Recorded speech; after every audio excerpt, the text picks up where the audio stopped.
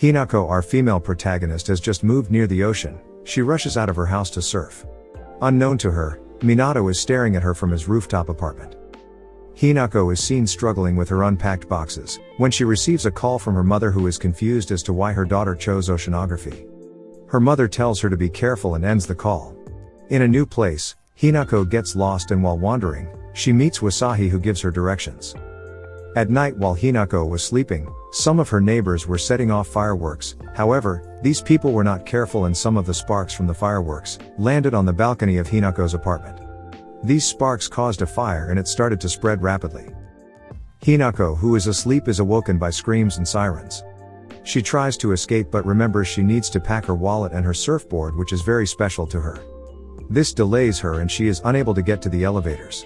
Desperate, she climbs several staircases and gets to the rooftop of her building. She is seen by a young firefighter named Minato, who saves her. She thanks him for saving her life, and after a brief discussion between them, she offers to teach Minato how to surf. After Minato's first lesson, he takes Hinako to a very nice cafe. Hinako is amazed by the different ways of brewing coffee. Minato shares his dream about owning a cafe one day. He also shares a comment about her that gets Hinako so flustered that she breaks the teacups.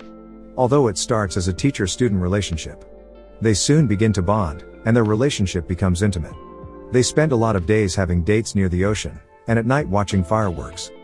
As their relationship progresses, Minato takes Hinako to see his younger sister Yoko. However, Yoko does not like Hinako because she thinks relationships are for idiots. Minato comforts Hinako, even though Hinako does not mind. It is Christmas time and it's snowing. Hinako tells Minato that if one catches the first wave after it snows, the person's wish will come true. Minato tries to make their relationship closer by asking Hinako to move in with him. Hinako refuses, as she feels the only thing she is good at is surfing. Minato decides to go surfing alone one day. After surfing, he is texting. Minato sees someone in danger and proceeds to save him. He is, however, unable to save himself and ends up drowning. Hinako, heartbroken by his death, moves away from the ocean, as she feels Minato's death is her fault. Although she moves away from the ocean, everything reminds her of Minato. Later, she is visited by Yoko and Wasabi. They give Hinako a box of Minato's belongings. Hinako is a cafe with Yoko and Wasabi.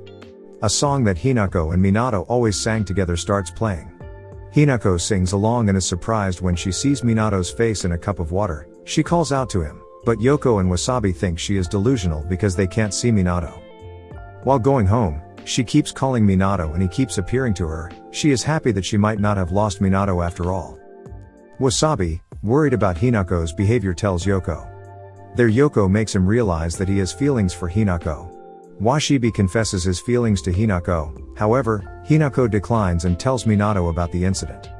Minato replies by saying new waves will always come.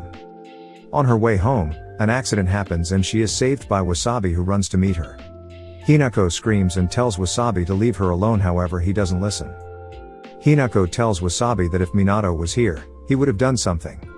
She calls out to Minato by singing their favorite song. Wasabi tells Hinako that Minato will never be at peace until she moves on. She shakes him off and runs home. She sings their special song expecting Minato to appear, however he doesn't.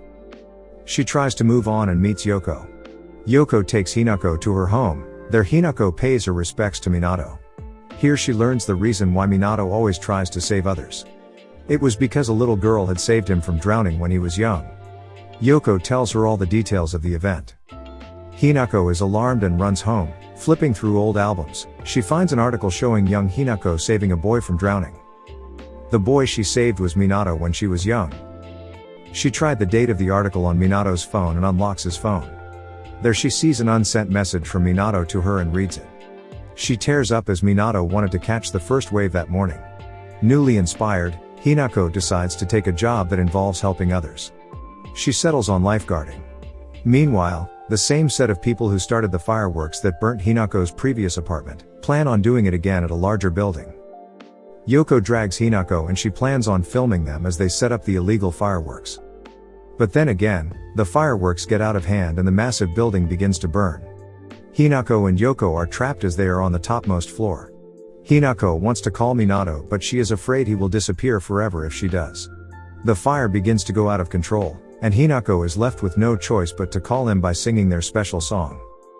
Minato makes an awesome appearance and begins to extinguish the fire. Minato becomes visible to Wasabi, who is also at the scene. He tells him that he is a good friend. Minato is also seen by Yoko. She cries and talks to her brother. Hinako and Yoko are floating on a piece of wood. Then Minato tells Hinako that she should be ready to ride the waves that will occur as a result of the waterfall. Hinako, who hasn't surfed since Minato's death, is unsure if she can do it. Hinako tries and rides the waves safely. After this incident, Hinako finally receives her lifeguard certification while Wasabi and Yoko become a couple.